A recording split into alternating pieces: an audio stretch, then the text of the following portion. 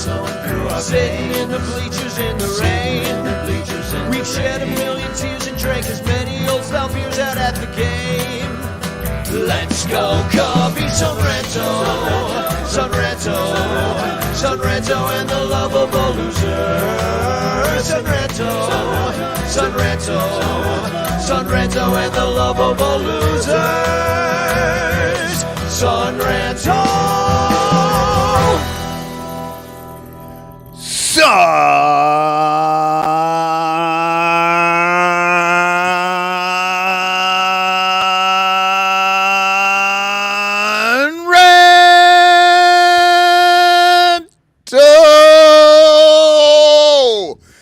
I just got worn out. I'm still worn out from Ranterfest, everybody. Hi, this is Danny Rocket. We're here after a Cubs loss. We got infield fly girl back in Seattle. She heard good luck of we beating the White Sox to finally ran out when we went to Cincinnati, and she went back to Seattle. And the Michael Cotton just kind of warbled in your ear a little bit. Yeah, I did. I'm still tired from the weekend as well. It's I'm an old man. It takes a long time to recover from that. So how was your trip back? I saw you had quite the adventure yesterday at O'Hare Airport. Dude, it is unfair, honestly. I had you drop me off, right? Danny took me to the airport, right? I have this dude drop me off at Terminal 1 because my boarding pass says that I'm at Terminal 1. And I get into the airport and I have there's a thing, something weird going on with the app. I can't check in on the app. So I have to go in and print out my boarding pass. My boarding pass tells me to go all the way to the end of Terminal 2. And I schlep my happy self all the way down to the end of Terminal 2. I get to gate E11 and then my phone goes, "Hey, you need to be at Terminal 1. Ha ha ha ha. And I'm like, "Are you serious?" And they're like, "Oh, yes. No, you're at Terminal 1. You need to go all the way back." And I'm like, "Ooh." So I had to slap all the way back, like crossing the Rubicon. But isn't O'Hare beautiful with the flags hanging up? And you must have really enjoyed your stroll back and forth carrying. I mean, you had quite the duffel bag. It's a beautiful duffel bag made out of Cubs jerseys that you purchased. Yeah, show everybody. It's really cool because we will do anything to not talk about tonight's game. No, but look, it's so pretty. It's all made out of the majestic cool base jerseys they don't let you buy anymore. Look on the back. We even got Bryant and Rizzo. We got a 44 here. We got the corpse of a 17 somewhere on this thing. Here it is. Look at that. Yep. I got Brizzo on here. It's great. I got it at the Cubs store. It was way too expensive. Go buy one. It's great. Yeah, Danny has actually posted recently that he misses Brizzo. I do miss Brizzo because Morel is pretty shaky defensively. It basically let in a bunch of runs with his shoddy defense the other day. And then you got Brick Hands Bush over there, and you're not worried, and you're kind of worried about all that over there. To the point that I want to talk about a little bit later in the show that people are like, we got to go get Pete Alonso. We need a new first baseman. I'm like, oh my God. No, that's what we need is another guy who can barely catch things. I don't know. It's fine. Yeah. The Pete Alonso thing is a bad idea. At least the Vladimir Guerrero Jr. thing, also a bad idea. Sell the entire farm because you like the guy's dad. Don't do that.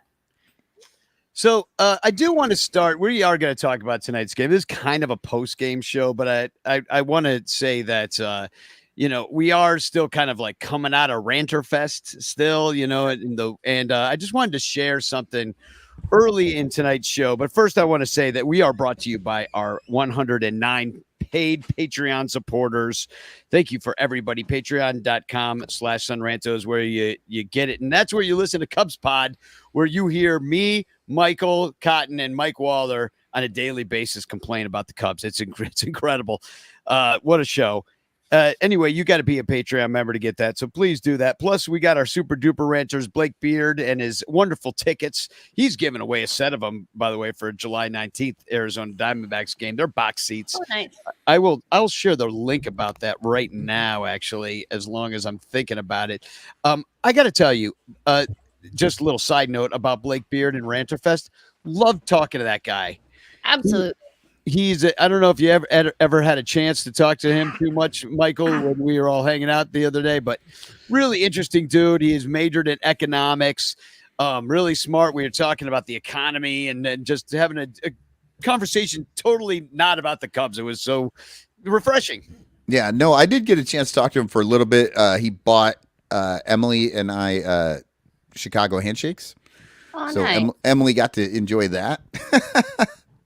See? And you're good at economics. but it's good. No, I mean, that sounds like a great conversation. I unfortunately did not get into anything that deep, but well, you were a couple handshakes in. It might have been lost on you at that point of the day. Also, our Patreon prize of the month sponsors Matt Camera, Permanent Paintings, and In the Clutch shirts. I'm wearing it In the Clutch right now, but for whatever reason, I threw on the opening day shirt just because I like it. It looks like Dookie. I think they're still selling this. I don't know. And we're giving away a once a month. Actually, we're supposed to do that tonight, right? oh, are we? Yeah, Are we? I think so. Yeah. Patreon prize of the month. It's the first show of the month. It's the first of the month. I'll figure it out. I'll figure it out in commercial break. And so anyway, we're giving away an In the Clutch shirt. We're also giving away a Matt Camera painting. Check this out. We got the Ron Santo on a map, and that's a Matt Camera. We're giving that away tonight, in fact, because we're doing Patreon prize of the month. The only way you can get in it is by being a Patreon member. Hashtag Chance in the chat, and you can win a Frank Chance postcard sent to you by me with a message of love and doom. Everybody got one of these in their Ranter Fest goodie bags. So just to throw it around, I just want to throw this up here. David Elliott, one of our super duper ranters, he was at Ranter Fest, and afterwards he posted something really beautiful, and it touched my heart. And I showed it to IFG, and I said, "Hey, I think we should bring this on the show tonight and see what David Elliott wrote." And so I'll just read this because it's beautiful, and I think it's a good way to kind of wrap up Ranter Fest with this. So David says, about a decade ago, I began regularly listening to a Cubs podcast called Ivy Envy. At various times, they would mention another podcast called The Son Ranto Show. I got the spoonerism immediately, but I had the feeling from IE that it was an odd show, only tangentially about the Cubs. I listened, and it was definitely unique. As I tuned in, he really said ... I took that as an ahem. As I tuned in, one of the hosts needed a missing persons report filed on his behalf, as they apparently had no idea where he was. That was Lila. And we really actually didn't know where he was. Player grades were forgotten every episode in the offseason, and the shows routinely went over 90 minutes. For reasons I can't explain, I kept listening. We celebrated the 1,000th episode yesterday. No one knows how many shows there have actually been. After 12 years, there have certainly been 1,000 somethings. We don't even know what even counts as a show anymore.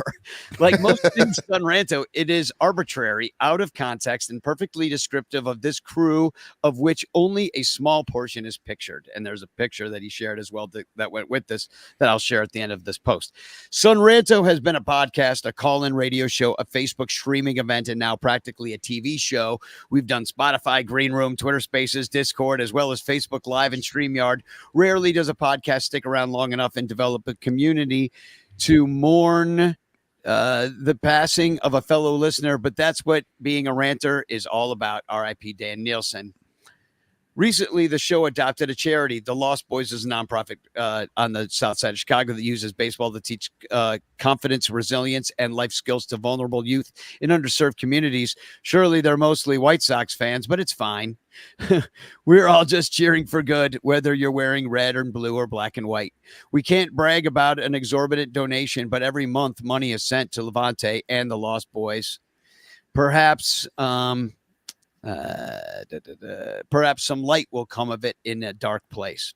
The ranters are some of the best people I've known. We complain and rant about everything all the time, but we also know that you can't just DFA Dansby because he's in a cold streak. That is said on other pages. I will say, like, we don't have a lot of dummies. Nick Madrigal, on the other hand, you'll never find more devoted Fred. Oh, I kind of said that wrong. It's a joke. Nick Madrigal, on the other hand, who got not DFA'd, but sent down. to the minor leagues. Which and then injured. oh, is he really? I did not you hear. didn't that. hear that? Yeah, hold on. Finish the thing, and then we'll talk about it. You'll never find more devoted friends or better people. And to think all of this grew out of Lyle uttering 7 infamous words to kick off the very first Sun Ranto show during the 2012 season. All of this came from that. So, who is the most fuckable Cub? Which was actually, for Sun Ranto trivia, the first words uttered on the Sun Ranto show, or the first thing that was said, which kind of is fitting. And here's the picture that he posted. And this is just this is the stragglers at the end of the night. This is surely not everybody that attended Ranter Fest at all, but No. this is just is 1 in the morning. Yeah, these are the people that stuck with us through that ridiculous rain delay and celebrated my first win at Wrigley Field. I'm like that was such a perfect baseball moment. You know what I mean? Like sometimes you just have those perfect baseball moments where everything comes together. You know, you're like, why is anybody staying here for a 9:30 p.m. start? And then just over the course of the game, I know I started out in the left field bleachers. People started, they were all over the park. And by the end of the night, this whole group of people was all together. We sang the 7th inning stretch together. We sang Go Cubs Go together. And then as everybody was clearing out of the park, a Wrigley Field employee came over and took this picture for us. Managed to get my dub flag in there that I'm writing all of the wins that I'm there in person for. Ian Happ and Ben Brown were nice enough to sign that for me at the Connect Roasters event. Like it was just a glorious moment. I'm so happy that this happened. And my heart is just pouring over with just the feelings of love and appreciation for everybody who was there to share that moment. Well said. And I love the W flag in the background as well. You see Billy still with his beer bat intact behind Michael's back because I did pull this picture too, which is this is after Johnny was done drumming. Johnny grabbed Johnny grabbed Johnny Onomatopoeia grabbed Chris and Billy's bats and just started drumming on the curb like a maniac and busted them both within seconds. Shards were flying. It was incredible. Those things are so expensive too. They are $30. They're 34 something, and then I think they add tax to that. So they're like $35 a piece. I think Billy came back and he said he spent $77 with tip. That is crazy. Well, speaking of epitome moments, Crawley and I were standing on Ball Hawk Corner Tuesday night on your last game, and we were looking through some pictures that Ball Hawk Dave, or the video that Ball Hawk Dave had of me and Crawley and Ronnie Woo Woo singing "Fuck the Cardinals" at the Friday portion of Ranter Fest. And Crawley grabbed this screenshot and sent it over to me. Talking about an epitome moment. You got Crawley sitting there, still with a shirt on, I might add. I found that shirt later, the tank top later on in the evening, but he's playing the cowbell. I'm singing "Fuck the Cardinals" with my bling on, and Ronnie Woo Woo's just going for it. And damn, that was fun. There's another one of me and Ronnie. So, God, good. Now, why is Ronnie wearing a name tag? Like he needs one. Well, I think you had a name tag. Barron, she was delightedly like running around with the name tags, making sure everybody had one that had their Twitter handle on it, so we all knew who we were. That's fantastic service. Yeah.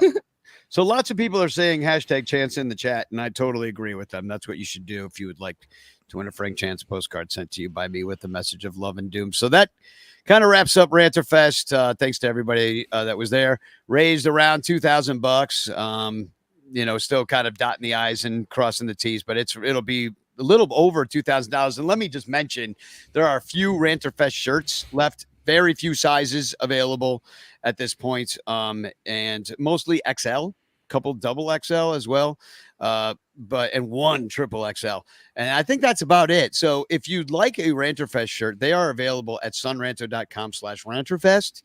And I'll send you the goodie bags, and the goodie bags are great. I don't have one real near me, but there's the baseball cards in there, a bunch of baseball cards, including. And I didn't even realize the baseball cards were they done by John Racanelli? Yeah, John Racanelli, And the Saber and guy. they were different ones for the different bags. So I just kind of looked and I thought, oh, this is what's in all of them. But no, I am very, very happy. I got a Christopher Morel Destroyer. Nice. Oh, Rick. He destroyed a baseball tonight, 2-run homer. Sure That's did. like the only. He's the kid is the kid is a destroyer of baseballs. I love it. And a destroyer of his bobblehead night with rain. But that's okay. Did anybody get this one?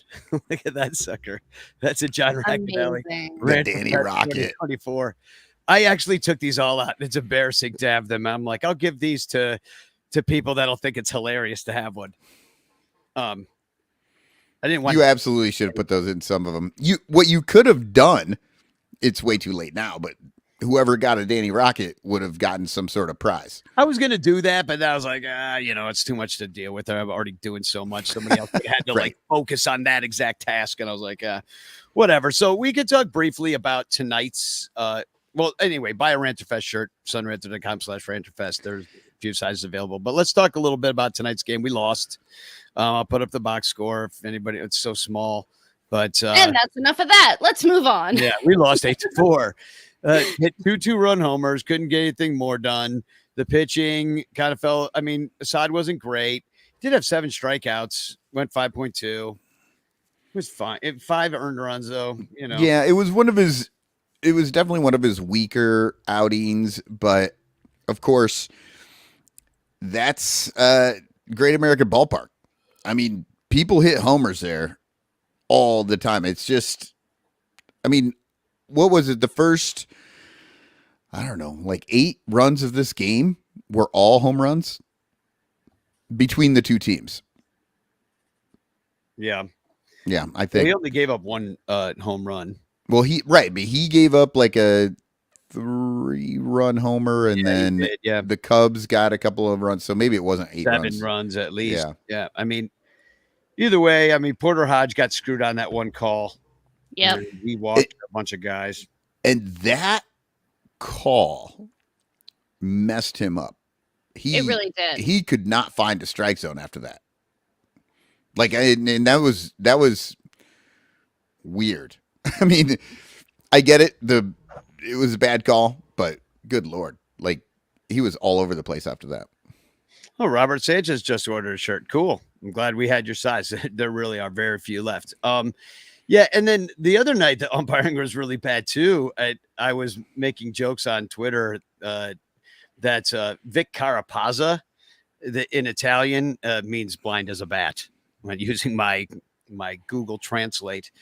Seriously, it was Nico Horner got thrown out the other night of the game, and that ball was nowhere near. I mean, 2 bad calls and 1 kind of bad call, and maybe it's the one that swings at those. Yeah, the frustrating one was the end when he actually got thrown out.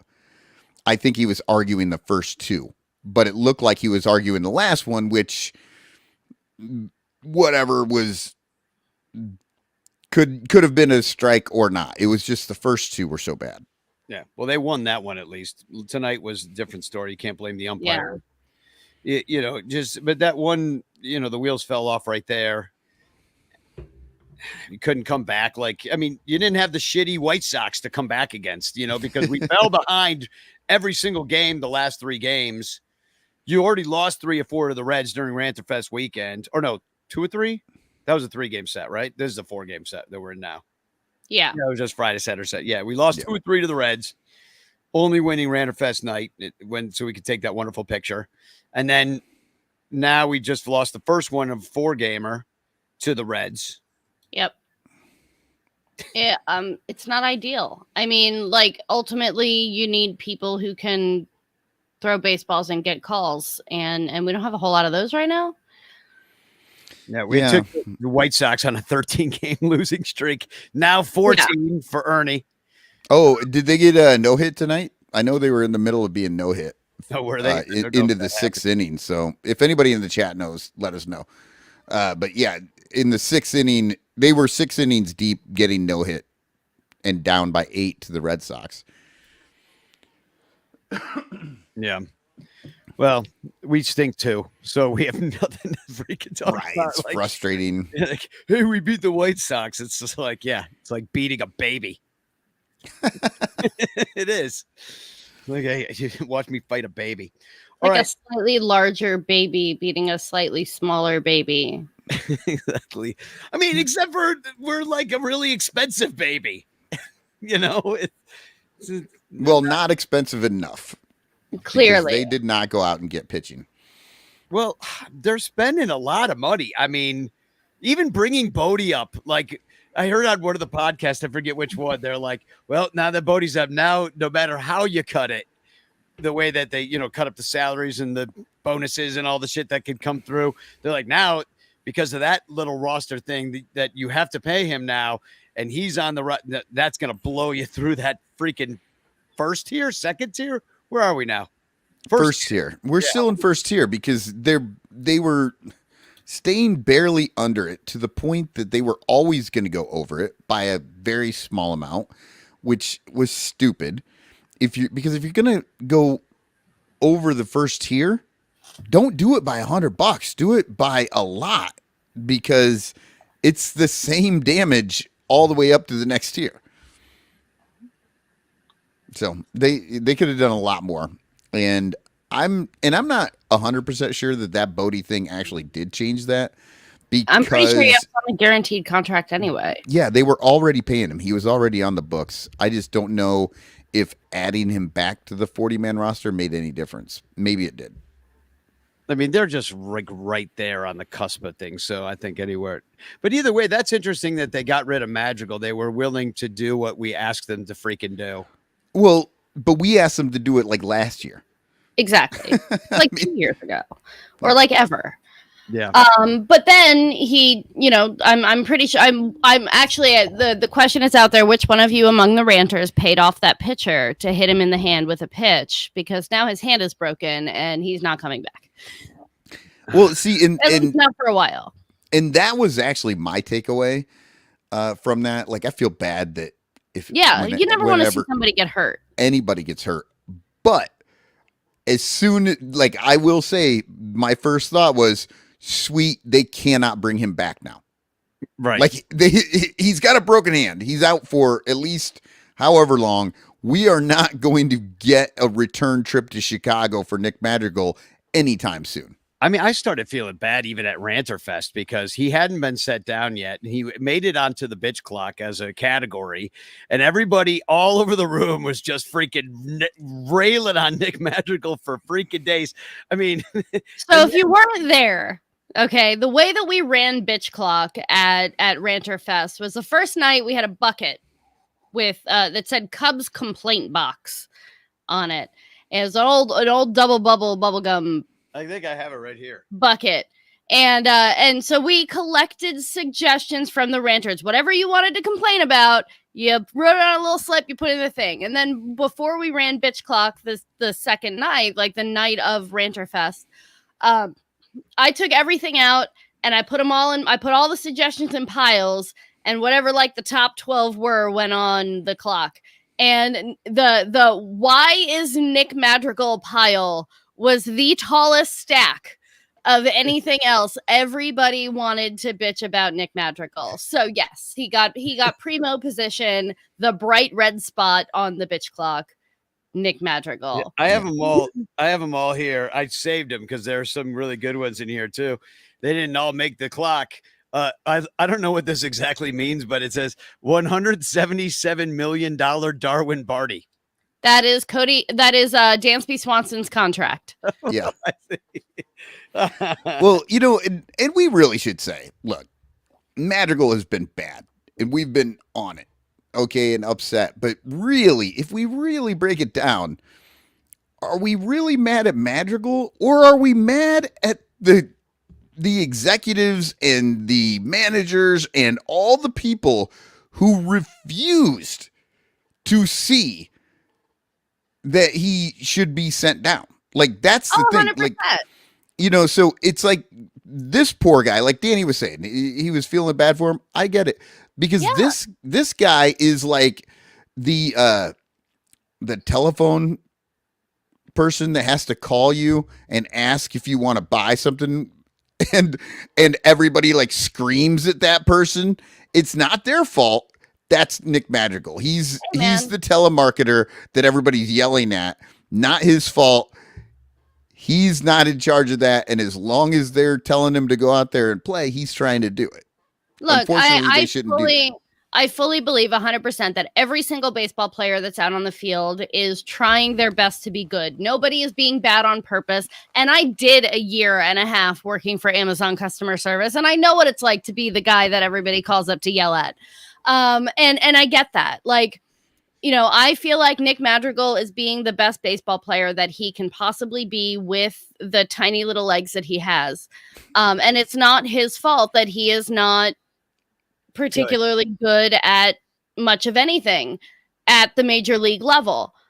He's amazing in Iowa by all accounts. Like, he kicks ass in Iowa, which is great, but that talent jump up to the major leagues just hasn't been working out. And as the large market team, the like top 5, in revenue and all this stuff team, the team that can sell 40,000 tickets to a Tuesday night game against the White Sox, like, we deserve better than that. To be fair, the White Sox fans helped that out because they finally got to go to a good ballpark. Well, and it's their World Series, and they just lost it. Well, and I was talking to Beef Loaf on the Au Jus, which is his show. I went live with him the other day, and he's like, White Sox fans never liked this guy. That whole thing about Nicky Two Strikes and the White Sox fans loved him. Not according to this guy that I was talking to, Beef Loaf. And with a name like Beef Loaf in Chicago, you got to trust a man with a name like that. You do. He's like an expert, obviously, on baseball. So, so we were going to do a little bit of rakes, flakes, throws, and blows. Should we do that? And then we'll take a quick commercial break. And we'll talk about I want to talk about the catchers. Can we talk about how terrible our catchers and what maybe could do? You have to. Well, I Sure. have some ideas on the matter. I want to know what you guys think. Yeah. So why don't we do a little rakes, flakes, throws? Are you ready, Michael Cotton? Yes, and just so everybody is aware, this is for the entire month of May. So it's May 1st to May 31st. Those are the stats. So if anything has happened in the last week and a half or so that doesn't jibe with you much with this, that's why. Yeah, we only went 10 and 18 in May, so this might be terrible, these numbers. All right, here's Today I'm going to show you how to rake. Okay, well, look, we're going to start off big here. Everyone is going to be surprised by this one, but I'm going with Christopher Morel. So everyone has been killing this kid because he's been in a pretty big slump. But like Rizzo before him, nobody since Rizzo has slumped as well as Christopher Morel is slumping. Because what is the most important thing in your offense? What is the one thing the offense has to do no matter what? Score runs. Yeah. Score runs. And it really doesn't matter how it happens. Well, Christopher Morel is the best on this team at scoring runs. He leads the team in RBI. He had 21 RBI. Knocking in runs. What? That's a knocking in of a run. A ribby. Right. You said scoring runs. Oh, well, but he it's scores them. He scored 8 runs himself, and he scored 21 runs through RBIs, through hitting the ball so that they can score runs or doing whatever he needs. So he's involved when runs are getting scored. Yes, and no one else on this team is really even close. The next best RBI numbers are Ian Happ at like 15. So he's well ahead of that. He had the most home runs in the month with 6. So 8 of the runs in which he was driven in, 6 of those were just him hitting the ball and then running from home back to home. So that's, because nobody else on the team is really doing this stuff. So that's why, I'm giving it to him. And honestly, everybody's talking like, oh, terrible. He's really bad hitting right now. He's below the Mendoza line, all that stuff. Well, he's got like a 319 OBP because he's got just as many walks as he does hits. He had 17 hits in a month. He had 17 walks. So for the month, he walked at a 12.3% rate. That is very good. And the only guy above him on the Cubs is Tauchman. He was like 22nd in the league with that. Like, that's great. And the whole strikeout thing that he was so bad at before, for the year, he's striking out at 21.8%, which is a couple of ticks below league average. And for May, he was 22.4, so he was just a touch over. But when you're walking that much and you're basically an average strikeout guy, that's great. So why does it seem like he can't hit? His BABIP is 172. Yeah. 172. That is insane. BABIP to death. Like, that's one of the lowest BABIPs I've seen. Like, it's crazy to be able to be as good as he is and just be almost half the time he puts the ball out there, he's hitting it right to somebody. Right. Yeah, and if people don't understand, BABIP is generally right around 300. It goes up and down by a couple of points every year, but it's right around 300. And so if your BABIP is 172, it's mean you're being very unlucky, and it will generally move back towards that 300. So if that was his month, this could be a much better month if he's regressing, which in this case is good. What was Theo's thing? Regression is a powerful thing. In this case, it works in our favor. Yeah, exactly. So now look, that may not be great in respect to the rest of the league, but he's driving this team. I mean, he's doing so much on this team right now, and I think that people just don't recognize it because they see that terrible 183 average that he had for the month. And he's doing it with a toe the size of my fist, right? Oh my God. Oh, God bless his heart. Yeah, it was that is getting bad. So, okay. But that's it. What is happening? Is it just something like, because this is happening remember there was the year who kept getting hit in the nuts over and over again? Who was getting hit in the nuts? Was it Wilson? Well, yeah. I know Wilson did get hit in the nuts a couple times. Remember, Wilson got hit in the nuts that one time, and he walked all the way out to third base, hopping around. It was the funniest thing. You hate to laugh, but that is always going to be funny. Yeah. Oh, yeah. And when he's doing what Wilson did, which was like some weird hobble walk all the way out, like nobody knew where he was going. I don't think he knew where he was going. But yeah, sometimes Morello's just swinging. He's swinging just a little bit too early, and that ball is coming back and hitting him right in the foot. Yeah, they're like jamming him, and over and over again. Bless him. That's gotta hurt, man. I deal with foot and pain. Then he's actually been hit by a couple of pitches, and it's like if you're gonna get hit by a pitch, hopefully it's not the same spot that you keep hitting yourself. Right? His poor freaking feet. My gosh. Hunter Green, when they were playing that game they shouldn't have been playing last Saturday, when the ball was all wet, Hunter Green hit him a couple times, I think, even in that game alone. Yeah, he got hit in the shoulder. I know. It was adorable. Ellie De La Cruz over there giving him a back massage. Yeah. Happy Pride, everyone. All right. Why can't we have Ellie De La Cruz? God, he's fun to watch. Cruz now. Because we won't commit to being bad enough to be able to draft people like that. So, we commit to being that bad. We just don't draft people like that. And even if we do, they'd still be in Des Moines. They'd be held down by Dansby Swanson. Yes, by guys 10% better than league average. Yeah. All right, let's move on to the flakes here. Let's keep this thing rolling. I haven't worried about flakes since my grunge days. Remember them? Okay, this one is less of a surprise. It's Jan Gomes, of course. And not just because he's hitting 086. Like 086 is terrible. Hey, it's slightly better than Martin Maldonado. Right. But it's how he's failing. He's striking out 44.7% of the time. Yikes. That is horrendous. And he's only walked 2.6% of the time over the month of May. That is nuts. And as bad as Amaya has been recently and through May, he was terrible. He's twice as good as Jan Gomes basically in both of those categories. So, it's insane. He's just too old now, I think. Remember what happened to Miggy? And he had no pop anymore.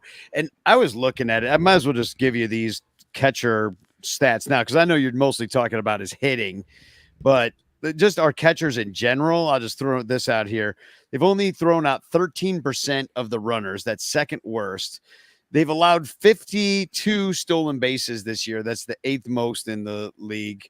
And they're worth negative 17 defensive runs saved, which is, and only the Mets and White Sox are worse. And Mets also don't throw out anybody. You know, it is insane, but whatever happened to the back pick over to first? Like, we stink. Can nobody else do that? Like, after David Ross and Wilson Contreras left, that's just not a thing that ever happens anymore. Well, we did give away Wilson Contreras for, what was it? Nothing. We let him walk. That's what it was. It was nothing. Yeah. Got a draft pick or something. I don't know which guy do we get in that? Yeah, no kidding. Who knows? Yeah. We might see him maybe if Where's we're lucky. Where's he on a bus to right now? Because that's what he's probably doing, sitting in the back of a bus playing Game Boy. Kids still play Game Boy. They do when they're in the minor leagues because they can't afford anything better. They can't get a phone. They're sitting there with their cricket phone, with no internet in the middle of nowhere. So So do you want to move on to Bros? Let's do it. My hands to the Lord. All right. So this goes to the ass man himself. Now, he didn't have the greatest game tonight, but Javier Assad, he threw the most innings in May total number. Now, Shota actually threw 6 innings per game to Assad's 5 innings per game, but Assad had an extra start, and so he had a few extra innings there. But same amount of runs given up as Shota. 9 earned runs, right? So 9 earned runs for Assad in May, 9 earned runs for Shota. I mean, look, this is nothing against Shota. He's like right there. I'm just looking at these things and I'm saying he pitched the most and he did basically the same thing. He had just a slightly lower ERA total for the thing. And again, it's harder to say it tonight after he had a little bit of a struggle today, but he's good. I mean, somebody said not too long ago, I saw it and they were just like, yeah, he needs to go to the bullpen or something. I don't know what they're talking about. Javier Assad is absolutely on fire. He is pitching well above what any of us thought he was going to do. Like, we thought top out at like a 3. I think he's at like 2 level now. I wouldn't go 2 that far. On the A's.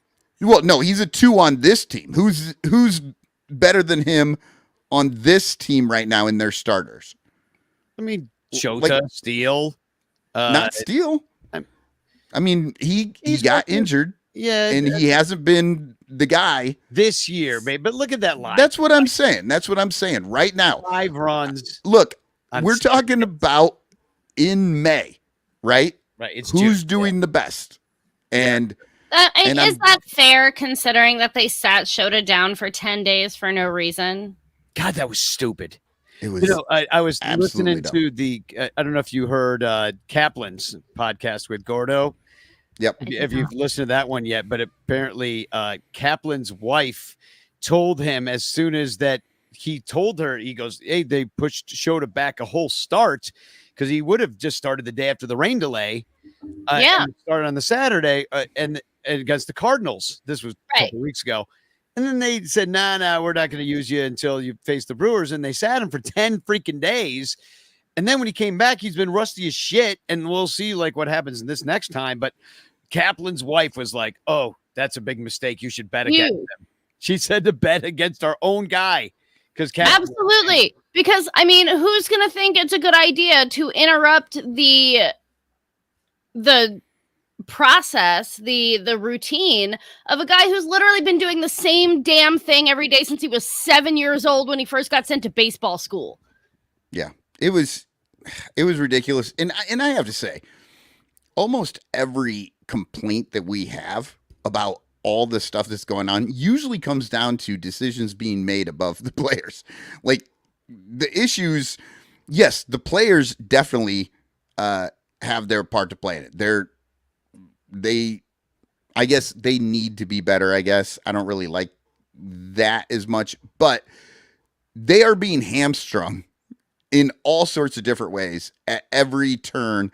And so as good as they can be, it's harder to do it when your management just keeps messing with you. But now Weeks is coming back too. So that's another thing that's going to throw kind of a wrench into the Assad's life here, you know? Yeah. So now in the bullpen, I do have Tyson Miller. Tyson Miller has pitched the third most innings in May, and he didn't make his first start until May 14th. So he's been used a lot in the last 2 weeks. And he's got the lowest ERA, the lowest whip, and he's only walked one guy while striking out 8 in 7.2 innings. The one run he gave up was a home run, a solo shot. That was it. He's been great. Like he is really, I mean, absolutely worth the slaughter that we sent away for him. Now, will they just overwork him until he's no good anymore, like they did with Leiter? I don't know, but let's hope with him picking up a little bit of that slack, maybe we get a little bit better Leiter back. Yeah, well, I mean, Leiter is still on the team. He's not hurt or anything. They just haven't been pitching him really. He had like 0.1 the other day when they brought him in just to strike out a guy, and then he was right like, because they've been using Tyson Miller. Yeah, like he's literally taken Leiter's spot with pitching in every game that they can get him into. How about blows? All right, ready? Hit it. You just put your lips together and blow. And the blows. It's absolutely Jed Hoyer. It's his fault these guys are in the pen, and these are the only guys that Council has to work with. He didn't even try in the offseason. He didn't go out. He didn't find a single starter for this team. Not one. Not a single one. What's a Shota Imanaga? What? Shota. One. No. Jed Hoyer doesn't get credit for Shota Imanaga when Shota Imanaga went to him and said, "I want to play here." Shota was in Chicago. They talked about this on the recap. Shota was in Chicago, hanging out, living, liked it. They called Jed. So Jed said, "Okay, I guess I'll take you." Like he didn't make the worst choice, but he didn't go look for him. He didn't go find Shota he didn't go find him. We have deep dish pizza and Chelsea Dagger to thank and the Chicago Blackhawks. Yeah, but shout out Blackhawks, love you. So that's what I'm saying, and I knew that was going to come up. I knew Shota was good. Jed Hoyer didn't go get Shota. I see your point. Shota came to him, and that's how Jed Hoyer always does crap. He waits until something comes to him. He didn't do shit. To be for the fair, bullpen. I can remember another like great Cubs free agent signing who like walked up to the team and said, "Here's a blank contract. Put whatever you want on it. I would really love to play for this team." And we're celebrating him at the 1984 convention. So like, No, right, but that team, I'm just saying we have a long Was- history of making people beg to play for us. but it was For way stupid. too little money, by the way. It was, way too little money. They did that to Dawson as well. And that's what you're talking about is Dawson Yep. doing that blank check. And he got paid like League pennies minimum. on the dollar that he should have gotten. But yeah, I mean, come on. Shota Imanaga is a great pitcher. We love having him here. And I hope he continues to be as dominant. He's starting to show a few cracks, but hopefully he figures that out and gets back into it. But that's not on Jed Hoyer. Jed Hoyer doesn't get to fucking take credit for when people come up to him. That's bullshit. And I'm not going to do it. Well, Jed Hoyer sucks at his job. Well, one thing I'll say, you didn't say Craig Counsell because last year we might have said you might have at this exact juncture been like David Ross and been all the blame on David Ross is on the bullpen. So maybe it's not as much Counsell and Ross as it is the fact that the Cubs just don't have as good a pitchers as they need. Period. I figured out last year A minor Jed- aside. that Credit Jed to Hoyer. Corey- Oh, was sorry. Sorry. A minor aside. Credit to Corey Furlong in the comments here calling me out for getting the year wrong. Dawson was 1987, not 1984. Well, the blank check, yeah. Oh Maybe yeah. Yeah. seven. I was But, young, as in not born. Yeah. But that's okay. But yeah, no, I was calling it on Jed Hoyer last year. And then when he dumped Ross and Counsell came in, again, Counsell called him. Counsell called him. He spent all the money, but Counsell called him. And then when this season started and Counsell actually put together a lineup that looked really good and the Cubs started playing really good, I actually did think, oh, maybe it was Ross. But since then, this May, it feels like the same thing. And I'm saying, well, what's the constant? It's Jed Hoyer. And I think we have to start saying, hey, Jed is bad. He's just bad at this job, and they need to go find somebody someplace else. And by the way, this weekend at Rancher Fest, I saw Cody Del Mendo Friday night. I said hi. He said one thing to me. You might be right about Jed Hoyer. I didn't talk to him the rest of the weekend. I saw him. We just didn't talk at all. He just said the one thing. He's like, you might be right about Jed Hoyer. And then he's like, I got to get going. It was amazing. That's all you need to say. Notice he said nothing about the DH, Michael. He said nothing. He likes the DH. I want to drop a link in the chat real quick we saw David Lieb the other night at the game. Me and I have nice with guy. him for the end of the game. And he's doing this overnight soon. And he said a bunch of ranters had already donated to it. So if you click this link in the chat, he's trying to raise $2,000 and he's got like 1570, something like that. So if you still haven't done it yet and you'd like to, please donate there. This is part of our supporting Cubs, part of our show that we put in here. Also, I saw David Kaplan is also raising money for something. It's like giving books to kids or something like that. Sounded like a great organization. Him and Gordo were talking about it. Just look, it's on his Twitter. If you're looking to give money, something like that. And the final thing is that Blake Beard is giving away, or it's not a giveaway, it's to benefit Club 400. It's an auction per chance. It's a raffle. Oh, it's a raffle. My bad. Yeah, $10 per chance to win 2 seats to July 19th Friday game versus the Diamondbacks in 115 row 4 seats 1 and 2 on the aisle.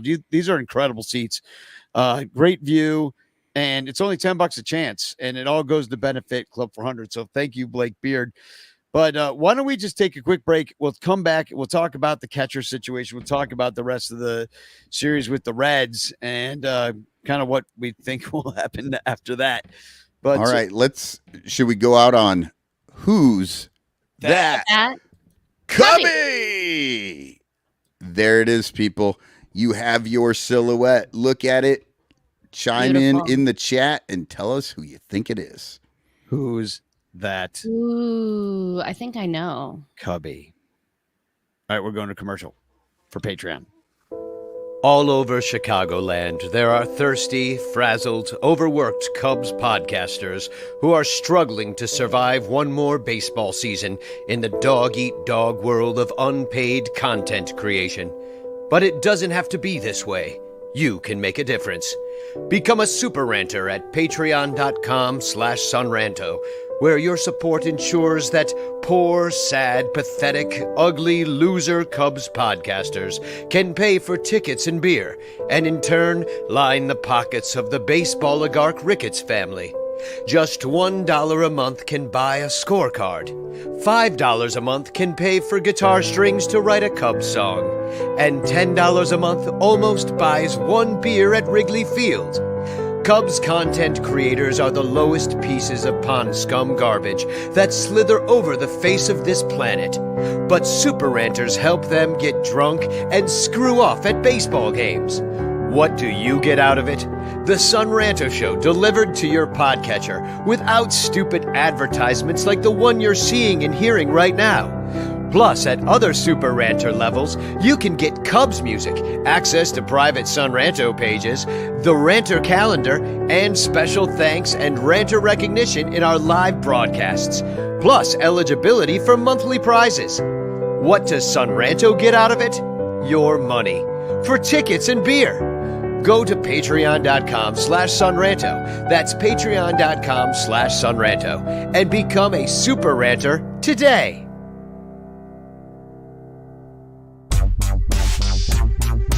If you like the Cubs a bunch, buy your t-shirts from In the Clutch. We've got all the best styles for you.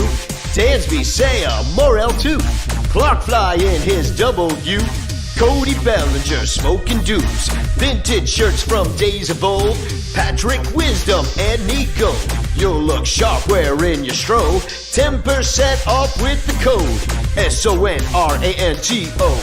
SONRANTO. InTheClutch.com is your store for the most fun baseball shirts on the planet. Don't forget to use promo code SUNRANTO to knock a couple bucks off your purchase. Stack or die, we need more cups. Get it all at In the Clutch. Cause if you like the Cubs a bunch, buy t-shirts from In the Clutch. Get it all at In the Clutch. Get it all at In the Clutch.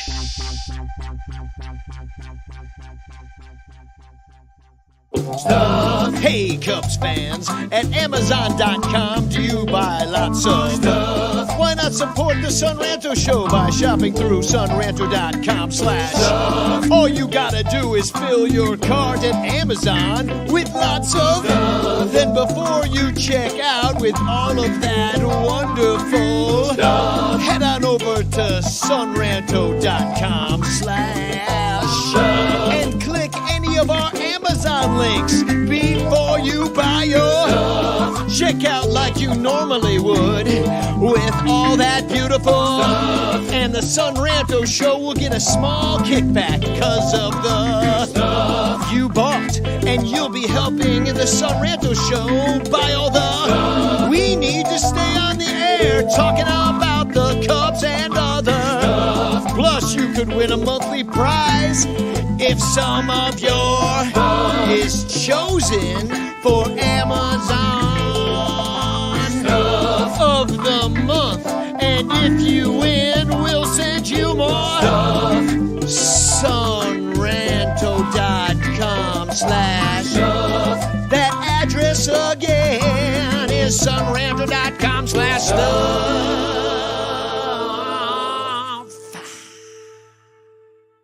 Do you ever find yourself longing for long walks and talks about Ketchermetrics? How about a coffee over run differential? Maybe a candlelit dinner dissecting what exactly is the curious case of Miles Mastrobuoni? If you have, I have just the place for you, the Cubs PS Plus podcast. Come join us. Cubs PS Plus, a Northside numbers game, can be found wherever it is you get your podcasts. and on Twitter, Instagram, TikTok, and YouTube, all at Cubs PS Plus, a spin on the baseball metric OPS Plus.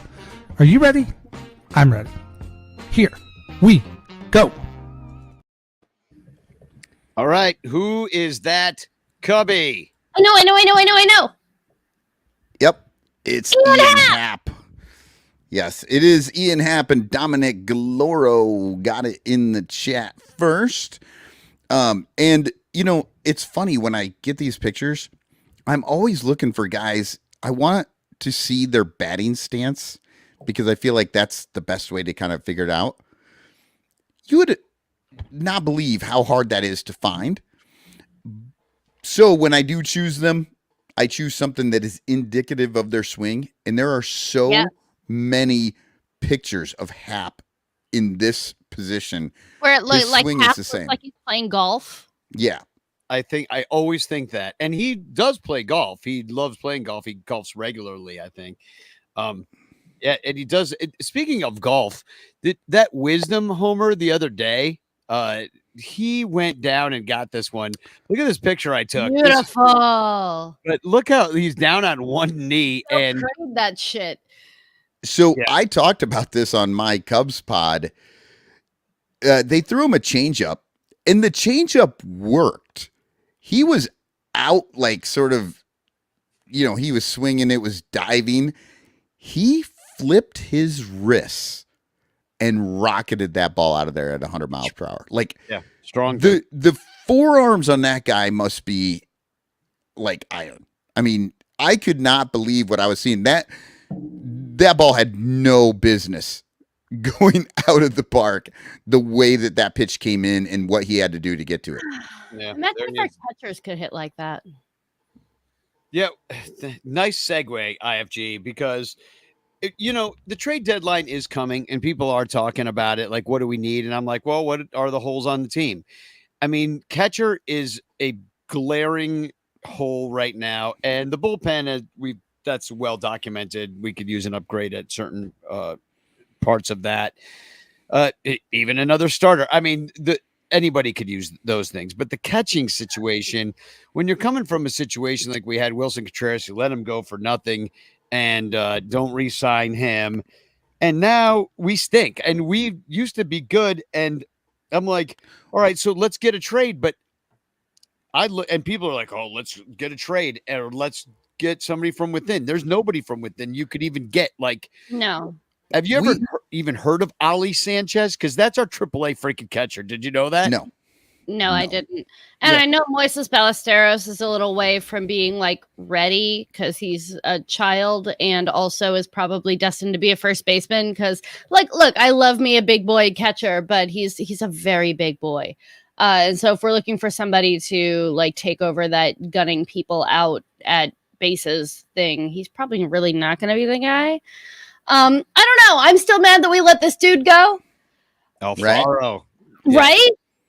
We had him for 10 seconds, and then, like, right at the end of spring training, they're like, oh, nah, he's too good looking for this team or something. I'm like, I'm looking for a third for my slutty Cubs bobblehead collection, and he would have been perfect. Well, he has no team right now. Nobody wanted him. He's looking for anybody. The Gomes thing is unplayable.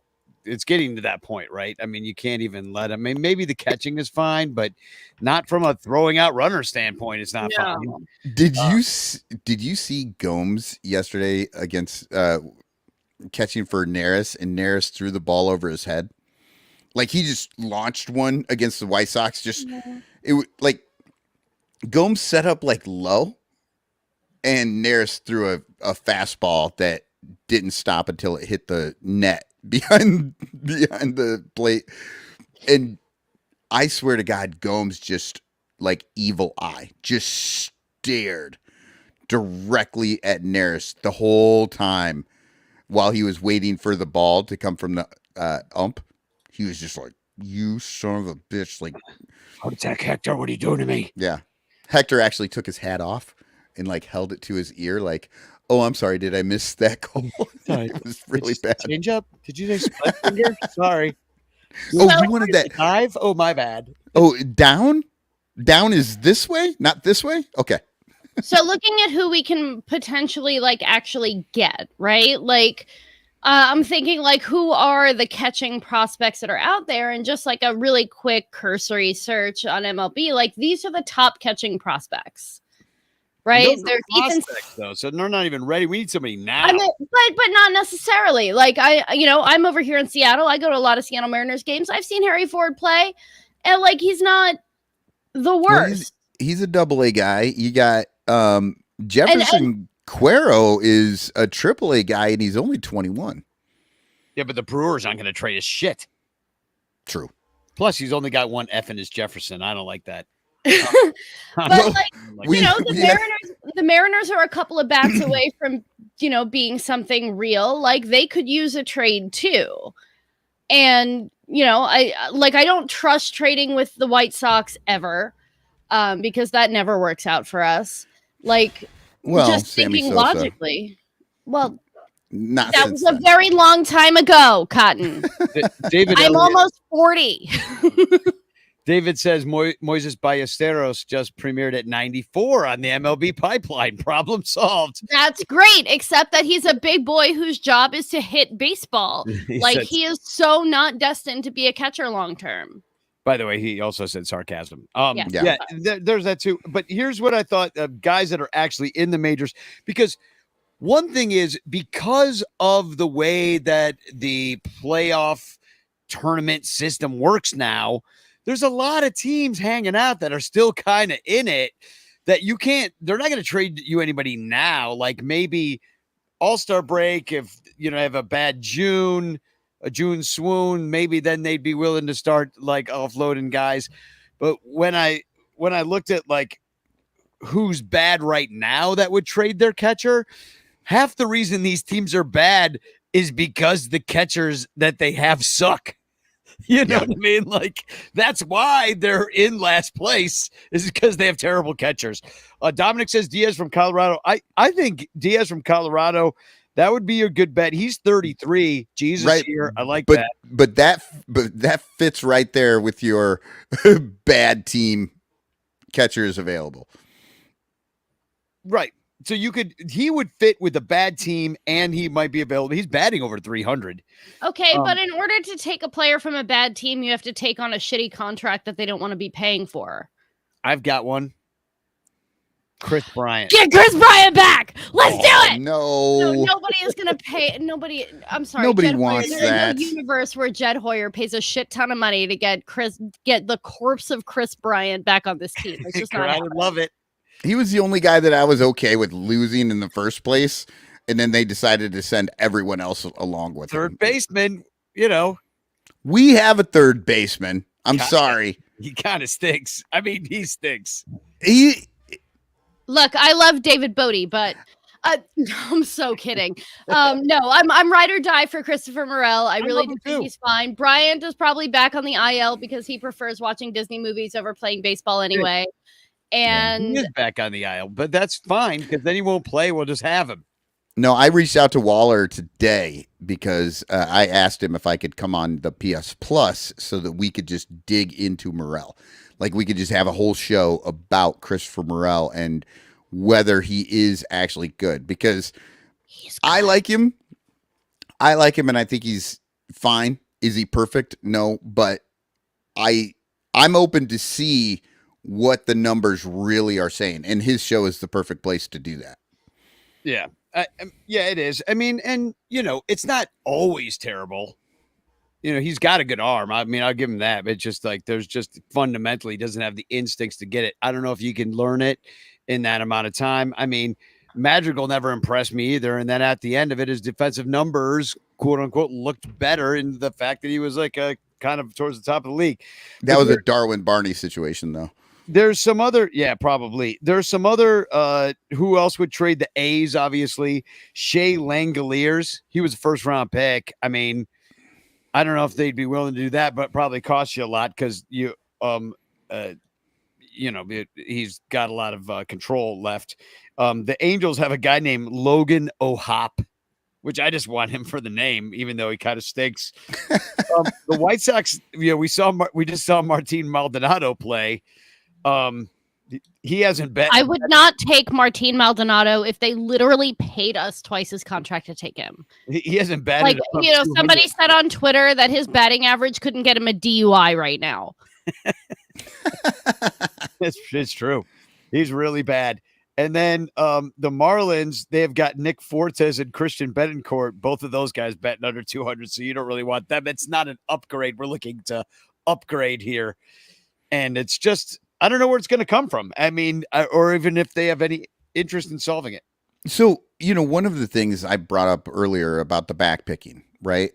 Look, when you don't have, when you have a deficiency, right? You have to figure out a way to adjust for that deficiency. The deficiency we had back then was Lester. He couldn't throw to first, so he could never pick anybody off, and he was slow to the plate. How did they fix that deficiency?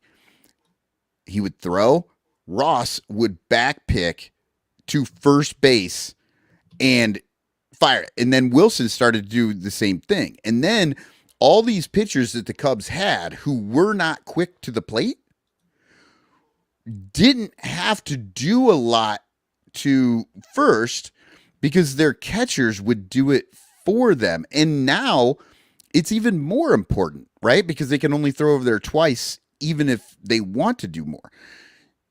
So I don't understand what happened to that. This is a team that was known for that, right?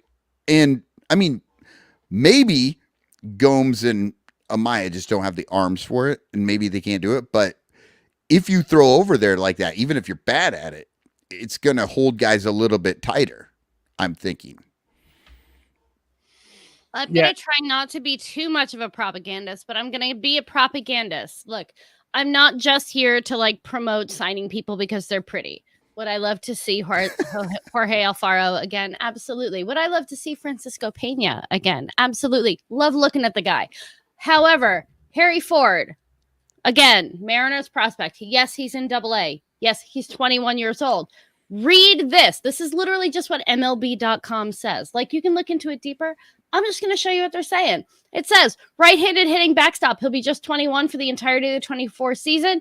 Already shown some serious offensive ability. A very advanced approach at the plate. Finished third among minor league hitters, not catchers, hitters in 2023 with 103 walks.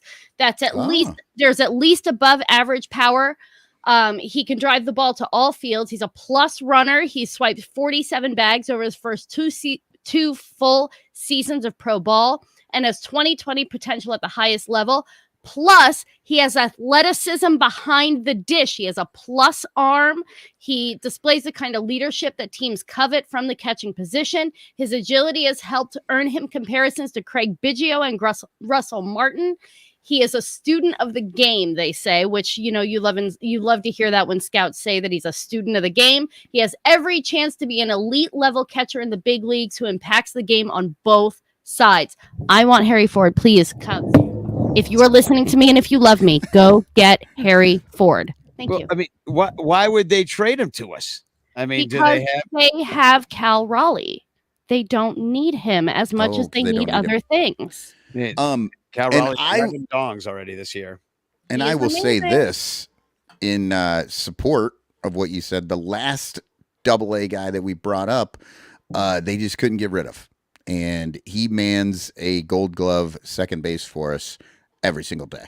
So I'm with you on it. David says all catchers suck now because they only work on framing. Catchers are the new pitchers in terms of hitting, getting close to Manfred's wet dream where guys only play offense or defense. Yeah, absolutely. Look, I will argue that with they are already testing out a ball strike appeal system in the low minors.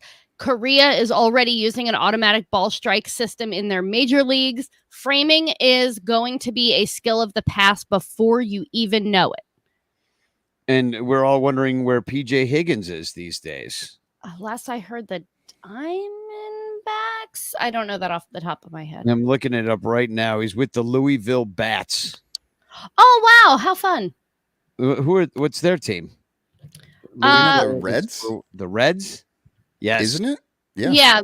I think it's the Reds AAA, honestly. Yep. Well, let's talk about the Reds. We just played them. We just lost. We keep losing to the freaking Reds, my man. It sucks. It does suck. And I looked up because Michael did the rakes, flakes, throws, and blows on May. I looked up our May numbers overall, and they were overall terrible. It wasn't. It was just not good. The Cubs were second to last in OPS, while the Reds were actually fifth in OPS during May. So they've been playing better. The Cubs had the seventh worst in strikeouts. The Reds were middle of the packs. The Reds were number one in walks.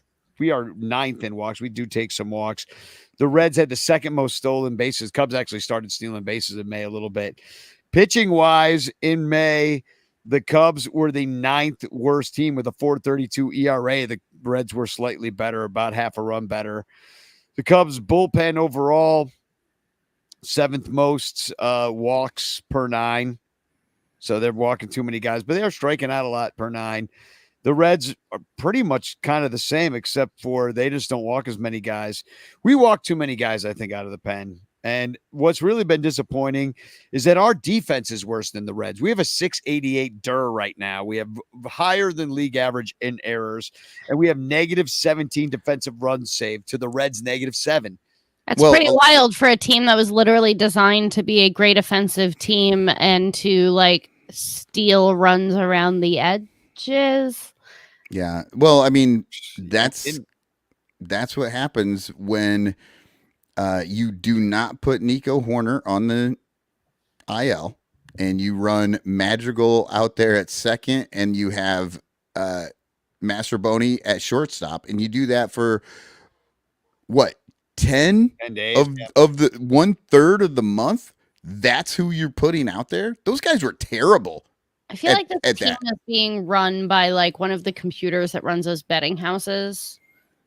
I called him a chimpanzee with a calculator earlier today. So anyway, the Reds are they're playing better than us right now. And if you want to know all the matchups and stuff, I got Nick Lodolo coming through and stuff. But I mean, it's a 4-game series. We basically pitching everybody at us. We're pitching everybody. They're pitching everybody, except for who pitched the day before yesterday. So, here's the thing. You got to listen to Cubs Pod if you want to know all this stuff. You have to be a Patreon member. You got to wake up every day. You got to put us in your ears, and we will tell you exactly what just happened and exactly what's going to happen tomorrow. And we get into some stuff like the whole Shota thing. They kept talking on the broadcast, and granted, I was listening to the White Sox broadcast because I love me some Steve Stone, and they were talking about, and I think recap, they said that he might be getting figured out. I don't know that they're figuring him out. He just started putting every ball right over the plate in the third and the fourth inning. Like, he just was no longer around the edges. And so you do that, and it doesn't matter what you're throwing. Like, guys are going to start hitting it.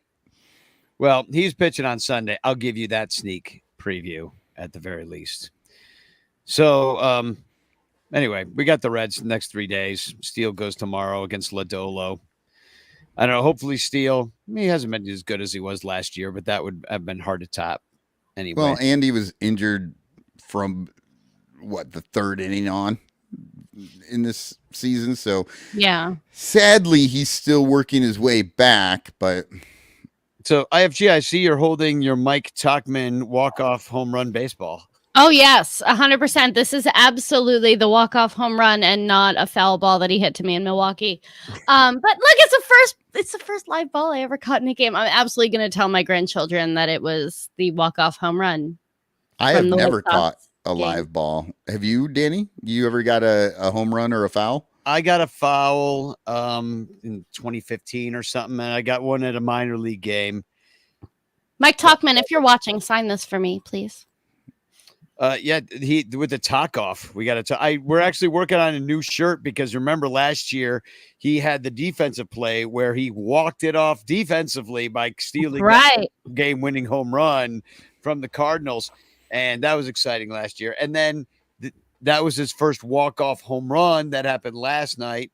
So nice. Billy, I'd buy a talk-off shirt from In the Clutch. yeah, so they're doing one that they're trying to get both of those kind of plays in there. I don't know like how long it'll take to get that done, but talking to Billy. And speaking of Billy, I'm going to Cincinnati tomorrow. I'll be at the game tomorrow night. By the way, I have an extra ticket. So if anybody wants to go to the game tomorrow, I have a ticket. Only $1 million, and you can sit with me. So, and then on Saturday, we're going to Binsky's Bar, which is a Chicago bar where they serve Malort in ashtrays. And that's going to be they have meat raffles there. Can you see why Billy ended up in a place that has meat raffles? Right. Billy's like, I don't care if this is a Cubs bar. They have meat raffles. I feel like Billy needs to be like on the board of that bar.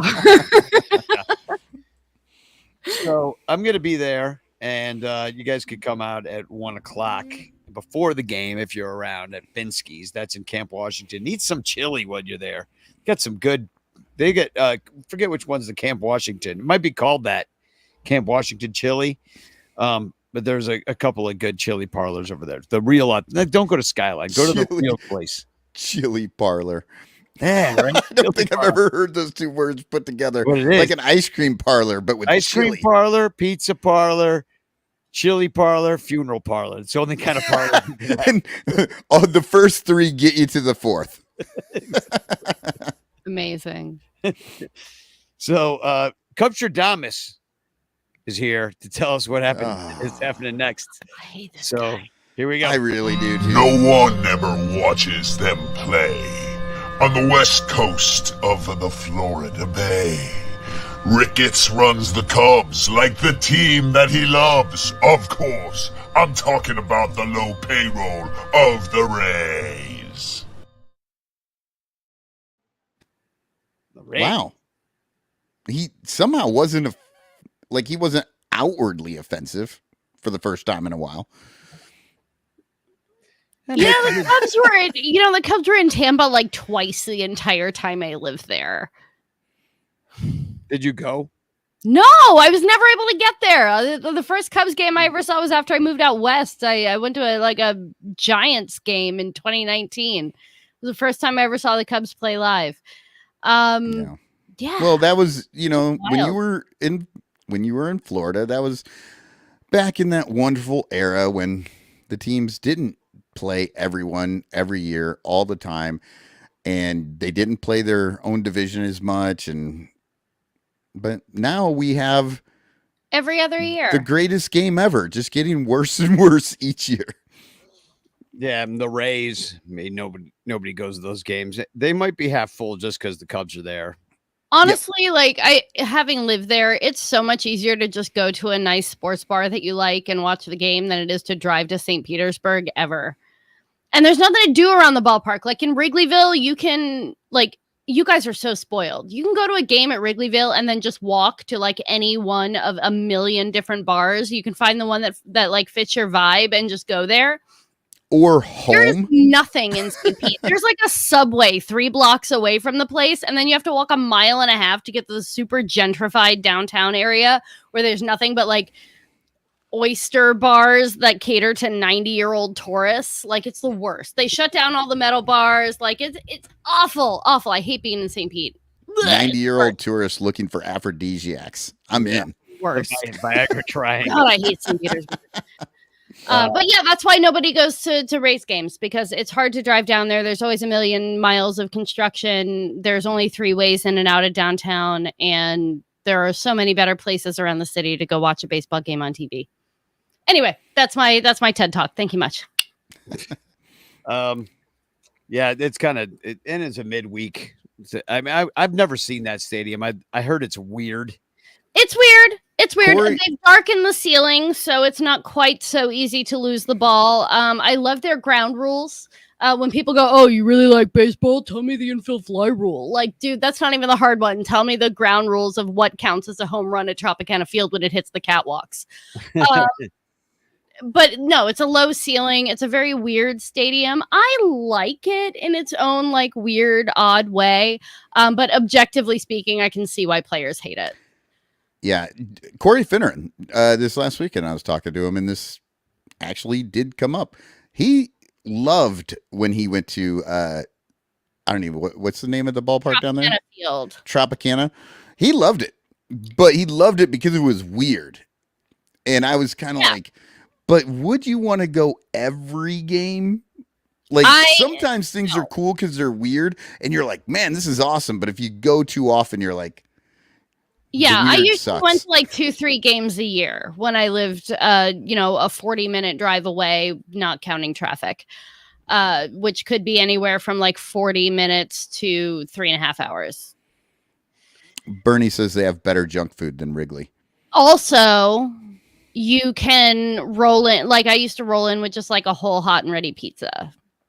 You can do that at Wrigley too. Not care. Yeah. Yeah, you can bring anything you want into Wrigley. I did that at the Friday game. Whatever you bring is going to be cold because it has to come in from Tampa or Clearwater because there's nothing even close to stop at. Right. That's what you need to do. Set up a food truck right outside. There you I go. wish they would do that. That would be nice. Actually, it would be smart. So we're not doing the Cubsler because you had, what did you say? We had one incorrect answer. Yeah, I think it got lost. It got lost in the Fest and all that stuff. in the shuffle. But try it again. Give the clue. Yeah, throw it out there because I know I missed it last time. Okay, yeah, we're gonna do this one for next week, so you still have time. This Chicagoan had a pep in his step, an unofficial all-star of the Associated Press. Dexter Fowler followed in his footsteps. It all ended in Laguna Beach instead of Miami. This is a tough one, y'all. And it'll be interesting to see how many can really get it. I will say at Ranter Fest, we did 3. I couldn't believe 4 people had answers. Like, that was insane to me. Yeah, and they all won John Baker Day autographed pictures, 8x10s. I took the one that said "fuck the DH." By the way. Oh, good. I'm glad that was. Find the one that says "backup catcher's rule." Mail it to me because I know I wanted it, but I'll see. I'm actually still getting things together as there was so much stuff that went and a lot came back. I didn't realize that some of the prizes actually ended up coming back with me. So these remain prizes. These awesome bleacher hats. These the pastel one. I was supposed to give them away, but they were sitting behind something, and I didn't realize I'd never give them away. So okay. So every time I go to Seattle, every time I go to Chicago, my Thai guy gives me like a grocery bag full of goodies. Like this W towel was one of like 6 that he gave me. I always get like a few of the Budweiser bleacher giveaway day things. Dude gave me this time I went. He hands me this bag. He's like, "Here's your goodie bag. Here you go." And I didn't even open it until after he left. And I need to like message him or something and be like, "Dude, thank you so much." He sent me the entire set of those pastel colored bleacher giveaway hats. And it is the coolest thing. They've got one of all of the different Cubs logos. It's got the 2014 with the bear holding the stick logo, which, if I do the math, might be my favorite Cubs logo of all time. It's so cute. It's got like an angry bear that's holding the bat up like this. It's got like the and it's got this guy. Monkey taking a shower. Yes, I love them. I love them so much. Kangaroo man. Yeah. Anyway, my Thai guy gives the best presents. I love that dude. You could totally tell that people were they probably had 3-fingered Brown draw those. Because that's why they're all messed up and they're terrible logos. He's a drama. There's like a rawr bear who's all like from what was that, like 1947 or something, where it's just like that brown bear that looks like it's got rabies. That was actually a skinned bear that they put like a prisoner in. Amazing. And just like they zipped him up in one of those giant cartoon needle and threads. Joey Dubs says Wrigley needs to work on their food and their prices. They should take a bit out of T-Mobile Park's book. I brag on T-Mobile Park all the time for this. Over here in Seattle, if you ever get the chance, I highly recommend going to a Mariners game. But if you are like a local and you're going to a Mariners game on a budget, you can totally do it for like $20. Yeah, do not eat at Wrigley Amazing. Field. That is my advice. Do not eat a thing there. Don't drink there either. Bring in your own drinks. If you want to get drunk, sneak in booze in a Totally. yeah. There's I paid $33 for a double gin and tonic. Like, what even? yeah. The prices are disgusting. The only way to get them to stop charging that much is to not pay it. Period. Otherwise, they will continue to raise the prices every year, and they don't care because all the bros will just be making cup snakes out of freaking, and it'll be like now a $2 million cup snake, and it'll be your fault because you keep doing it. So, I don't know what to say. Like, not you specifically. I know you guys. No, but like, the figure also Wrigley. Hi, this is just like a PSA to Wrigley Field. What the hell? Like, why do you only have hot dogs and chicken wings? Is it 3-year-olds that eat there? I barely even saw a 3-year-old at Wrigley Field. Like, get some food. We got Chinese food here at T-Mobile Park. We got Chinese food. We got like fancy chicken sandwiches. We got crab cake burgers. Like, you can eat anything you want at definitely T-Mobile not Park. eating crab at Wrigley. And the crab cake sandwiches at T-Mobile Park are the fucking bomb. I'd eat it They're there. awesome. They're so good. We have like cheesesteaks, not Philly cheesesteaks, but we have like other, I don't know, like whatever a Seattle cheesesteak is. It's got like cheddar sauce. It's really good though. The food is so good. But even if you're just doing like hot dogs and beer, hot dogs are $4 for a hot dog. They have beer as low as $4.75. That's actually cheaper than the single A ballpark in Cedar Rapids. Absolutely, their 100%. dogs are $5. Yeah, you can get like a pretzel for $3. There's like a nacho thing that's $4. Like, there is so much like budget stuff, and then there's also like fancy stuff. So like whatever your budget is, you can enjoy a game at T-Mobile Park. And I will brag on this park for forever. Wrigley, take some notes. Love you. They're never gonna do it. They will. It's Absolutely. Because it's gonna be hot dogs and whatever their version of a beef sandwich is. I don't know. I didn't try it. And it'll be $1 more every year. Never eat there. Don't drink there. It's Everett Tosher says I'm wearing a parka with a 12-pack to the game, and good luck. You gotta be a little sneaky. Artie for the Project Warning Track made that vest with like inside pockets and crap. Totally do that. Artie totally made a field is laughable, honestly. Here's what you do: you get yourself like one of those big Powerades, and you just drink off the top. You pour freaking rum in it, and you're good for at least half the game. And then maybe you want a little beer later, but you be good and drunk. I mean, that's like having, if you do, let's see, I think my old flask was 12 ounces, 12 ounces of rum. That's like 6 shots. Yeah, I have a flask that's a bracelet. There you go. It's a bracelet, and you can just like fill it up with whatever you want, and just like, oh yeah, hi, bye. Because they don't have an actual like at T-Mobile Park again. You actually have to like walk through a metal detector, and they're like, oh, you have to take everything out and put it in your bag. And we're gonna look in your bag, but like I don't care because I'm gonna buy a souvenir cup of Diet Coke, and then I'm gonna refill that same cup with Diet Coke for the entire season. Because they only have 1 cup per season. And all the Coke machines are right there out in the concourse. You just fill up whatever you got. Bring your own water bottle. You never need to buy a drink at T-Mobile Park.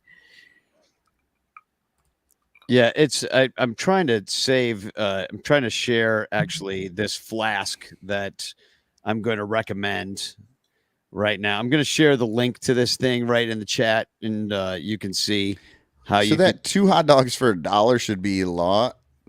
You might want to rethink that, because when the Cubs were playing the Mets, they did dollar dog night, and at one point people were just buying hot dogs so they could throw it at a person. Yeah.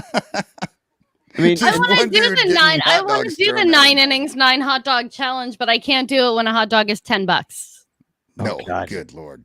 Can you imagine? I mean, no, you got to, even like 9 hot dogs I can see. It's the 9 beers with the 9 hot dogs. Oh That's no, I'm only 5 feet tall. I would die. So here is, look at this sunscreen flask. 2-pack. All right, I'm here. I'm here. 2 of them for $10. Where's the flask? That's an 8-ounce one.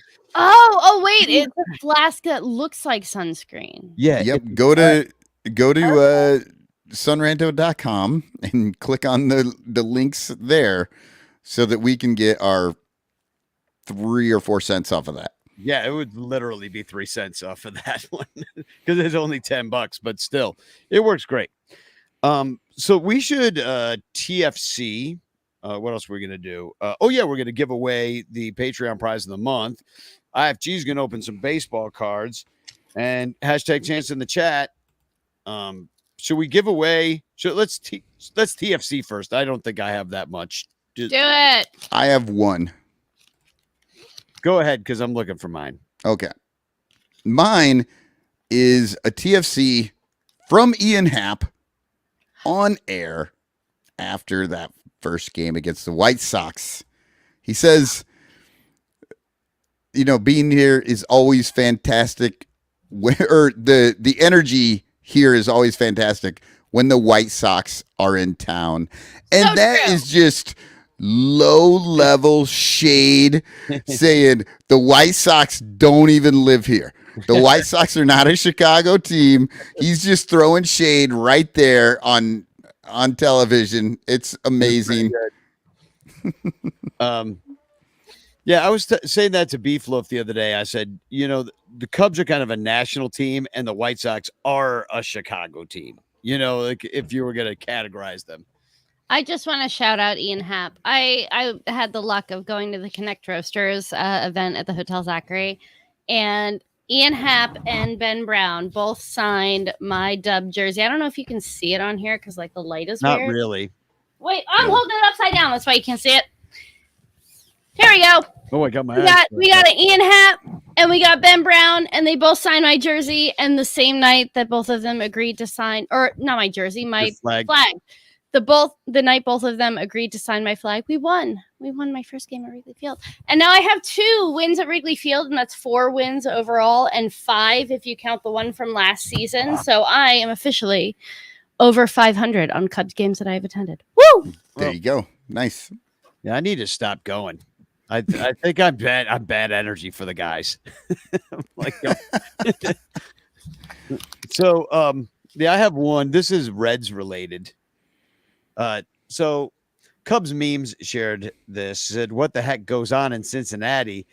And it's a picture of Rosie the Red with her description on and this is just from their website. It says Rosie the Red, height 5'11", weight 101 pounds of fun. So do you know how thin that is? That is very thin. She should be in therapy for her eating disorder. Her head alone weighs 101 pounds. Right. I was going to say that means that all of her body parts under that dress or whatever, those are just baseball bats holding up a giant baseball. Even that would be way more. Maybe she's hollow like a chocolate bunny. Then she says, then it says favorite game day activities: playing catch, throwing someone out at home, beating Mr. Redlegs. Ooh, There are so many red flags in this. I'm that about is to call such. Oh my God. Literally red flags against the Reds, and Flag Day is Friday. So we got all that going for us. All of it. I think my only TFCs, I thought this was interesting. So the other day, Ryan Herrera posts on Christopher Morel's status. Cubs manager Craig Counsell says, we called the TOE truck. It didn't get there in time. Then apologized for the bad dad joke. Really, he said, no x-rays, and he believes Morel will be okay, despite the fact that he keeps taking baseballs to the foot. No And then X-rays? Yes, and then today, during the show, we hear Megan Montemuro, and she posts, Nico Horner got a precautionary X-ray on his hand after getting hit by a 96.5-mile fastball from Reds Green in the 4th inning. Quote, "But I think we're okay," Counsell said. So Counsell seems to be very okay with with all this shit. This is why I hate the Cubs health staff. It's Okay, fine. why you're doing precautionary X-rays for Nico Horner, but not for Christopher Morel? Nico Horner kept playing. Christopher Morel was like, I know that was ball 4. I'm not walking over there. No, You need to bring. He stopped. Would look back at his dugout like, please send somebody for me. I don't want to go. And they had to put Wisdom out there. Like, nah, he's fine. Rub some dirt on it, baby. Yeah, and they're like, yeah, that guy, the guy that couldn't walk to first base and then Totally get replaced. We're not gonna do an X-ray on that guy. What the hell is going on? Well, let's give away. We'll do the Patreon patron of the month first. So thank you to all of our Patreon patrons. We really could not do this without you, because And we really wouldn't even want to. No, it would. It would be. I don't know. It would just be like us on a phone call. Yeah, and those go a lot longer, if you can imagine. All right, I'm sharing my screen here. There's a lot of names in here. There's 109 of you, I believe. So let's give it a spin and see who's going to be the love winner. the sound. Matt Kammerer, Ron Santo map, and the In the Clutch shirt. And the winner is going to be Carrie Meyer. Hey! Oh, Carrie. Bud. You deserve it. Carrie hung out with me all weekend. She would have sat in the bleachers with me until the end of that awful rain delay game, and I was like, I guess it would probably be more fun if we were around other people instead of freezing our asses out here in the bleachers because I'm stubborn. And she's like, yeah, probably. I'm like, okay, let's go. No, Carrie's great. I got to talk to her a little bit, a few different times this weekend. She was wonderful. She's awesome. I love her. Congrats, Carrie. Congrats, and hashtag Chance in the chat, and yes, to win the Frank Chance postcard. Here we go. Let's draw this sucker. Let's go. All right, the message. The chance. It's slowing down here. The winner is Mr. Fourth Row. All right. Congratulations. You win. I swear to God, he wins a lot. He wins a lot. A lot of these people win a lot. You know, like Bill, his name would be in there all the time. It took him like a year to win. I don't know how random it is. For some reason, it really likes certain people's names. So you got to get in that algorithm, baby. Play stupid games, win stupid prizes, I guess. Well, we do the stupidest games and the stupidest prizes. Yeah. I have some 88 Leaf cards today. Anybody want to play? Yeah, let's see it. Let's see it. All right. Let's do who's got the highest number of RBIs in this pack of 88 Leafs. It's a good old school stat for an old school pack. This is the pack, if you remember, this is the one that had like the Stan Musial puzzle set that you could collect. Let's see who God, I remember the puzzle sets, and you'd get the same damn piece over and over and over. Here's the puzzle piece. We got Stan Musial's torso.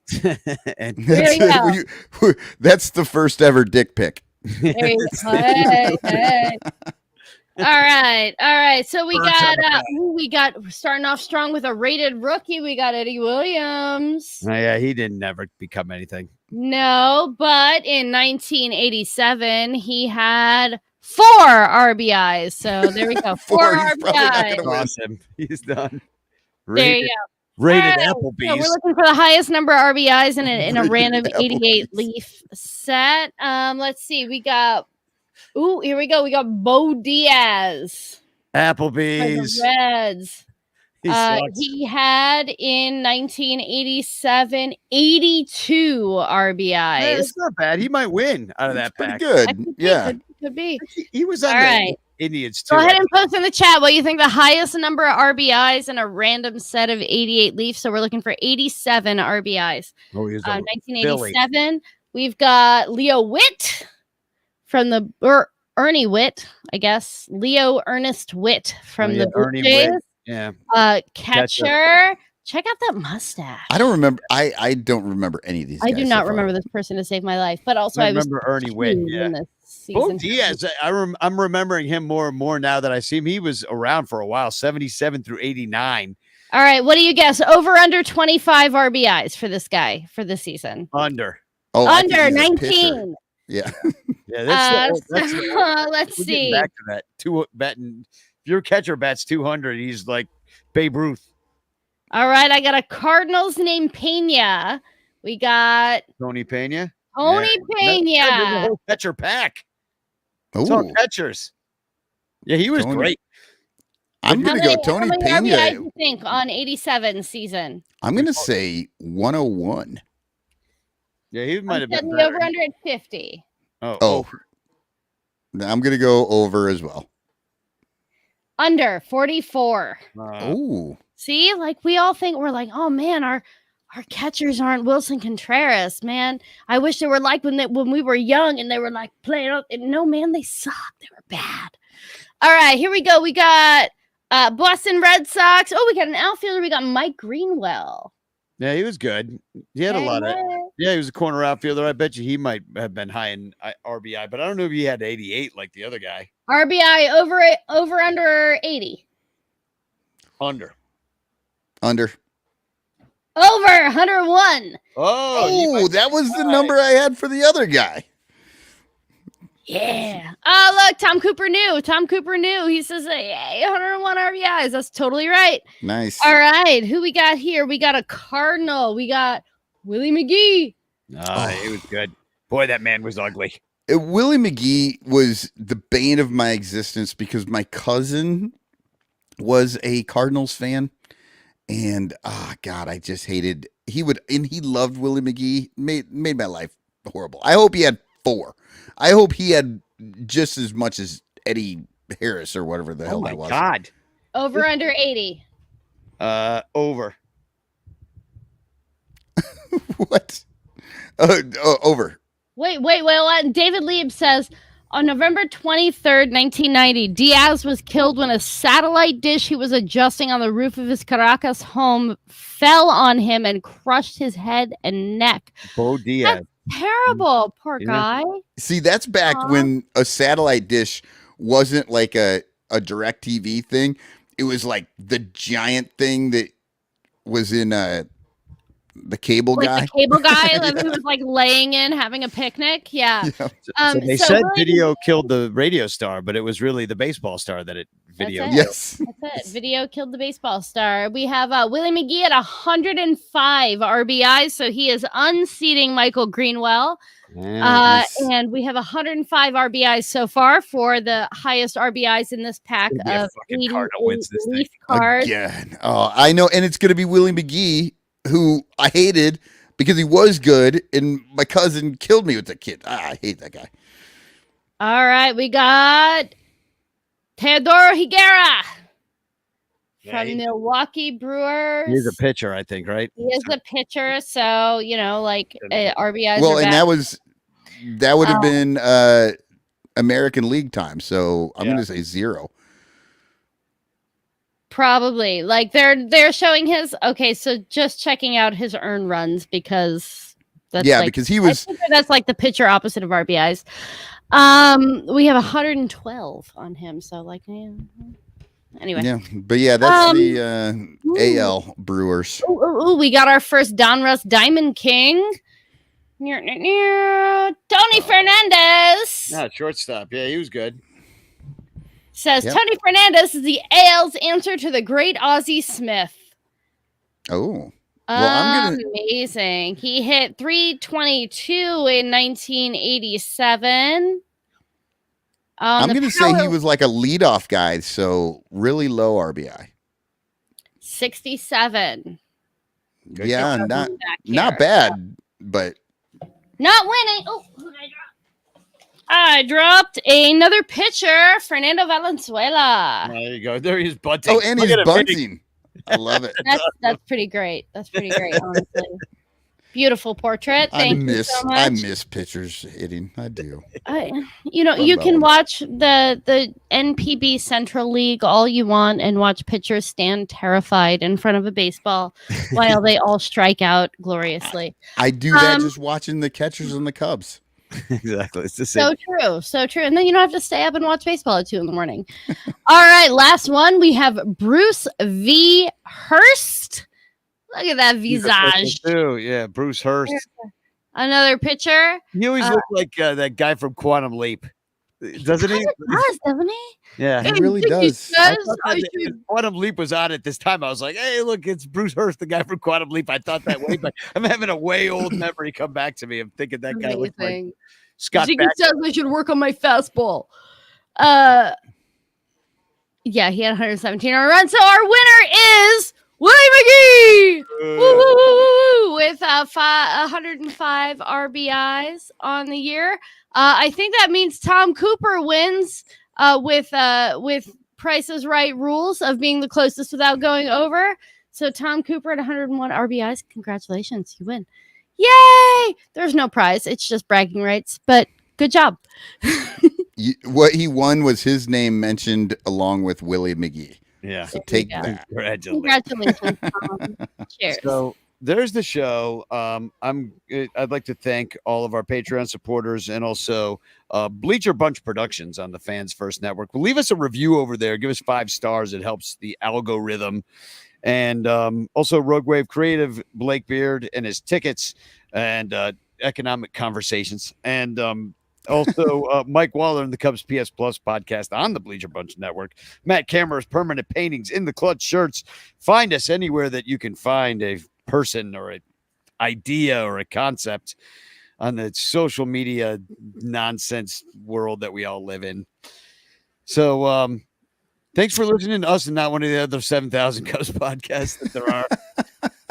Sorry to take up. Thanks for hanging out with us all week. I was in Chicago for a week and it was amazing and I met so many people and it was so much fun and I cannot wait until I have the chance to go back and hang out with y'all again. So thank you, everybody. Thank you, the city of Chicago, for being a fantastic host. Thank you for the Cubs for winning 2 games for me out of the 5 that I saw. And Spagog, everybody. Spagog. He's been a real clutch hitter, coming through to drive-in runs, playing right in center field. It's the summer of Mike Tachman.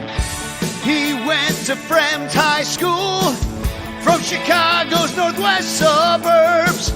Call him the Palatine Pounder. Throw a strike, you're gonna get burned. Watching CHGO, the summer became for Mike Tachman when Cody Del Mendo said it once while he was talking, and then the Cubs used it online. Oh yeah, 'cause it's the summer of Mike Tachman. Oh yeah, yeah, it's the summer of Mike Tachman. Oh yeah, leading the Cubbies, it's Mike Tachman. Oh yeah, 'cause it's the summer of Mike Tachman.